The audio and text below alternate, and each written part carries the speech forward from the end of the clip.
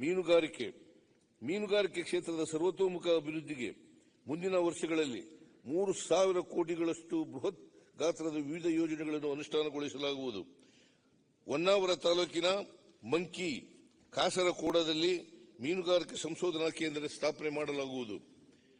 ಭದ್ರಾವತಿಯಲ್ಲಿ ಅತ್ಯಾಧುನಿಕ ಮೀನು ಮಾರುಕಟ್ಟೆ ಸ್ಥಾಪನೆ, ಅಕ್ವಾ ಪಾರ್ಕ್ಗಳ ಸ್ಥಾಪನೆ, ಭಟ್ಕಳ ತಾಲೂಕಿನ ಮುರುಡೇಶ್ವರದಲ್ಲಿ ಸುಸಜ್ಜಿತ ಮೀನುಗಾರಿಕೆ ಹೊರಬಂದರು ನಿರ್ಮಾಣ, ವಿಜಯಪುರದಲ್ಲಿ ಆಲ್ಮಟ್ಟಿಯಲ್ಲಿ ಒಳನಾಡು ಮೀನುಗಾರಿಕೆ ಕೌಶಲ್ಯಾಭಿವೃದ್ಧಿ ಕೇಂದ್ರ ಸ್ಥಾಪನೆ, ಮತ್ಸ್ಯ ಆಹಾರ ಕಿರಣ ಯೋಜನೆಯಡಿ ಮೀನುಗಾರಿಕೆ ನಿಷೇಧದ ಅವಧಿಯಲ್ಲಿ ಕರಾವಳಿಯ ಮೀನುಗಾರರಿಗೆ ನೀಡುತ್ತಿರುವ ಪರಿಹಾರ ಮೊತ್ತದ ರಾಜ್ಯದ ಪಾಲನ್ನು 1,500 ರೂಗಳಿಂದ 3,000 ರೂಗಳಿಗೆ ಹೆಚ್ಚಿಸಲಾಗುವುದು.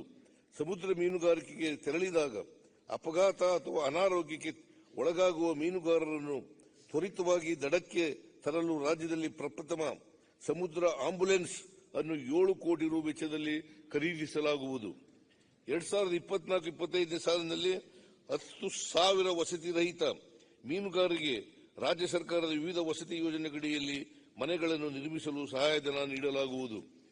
ರಾಜ್ಯದಲ್ಲಿ 16 ಮೀನು ಮರಿ ಉತ್ಪಾದನಾ ಕೇಂದ್ರಗಳು ಉನ್ನತೀಕರಣವನ್ನು ನಬಾರ್ಡ್ ಸಹಾಯದೊಂದಿಗೆ 20 ಕೋಟಿ ರು ವೆಚ್ಚದಲ್ಲಿ ಕೈಗೊಳ್ಳಲಾಗುವುದು.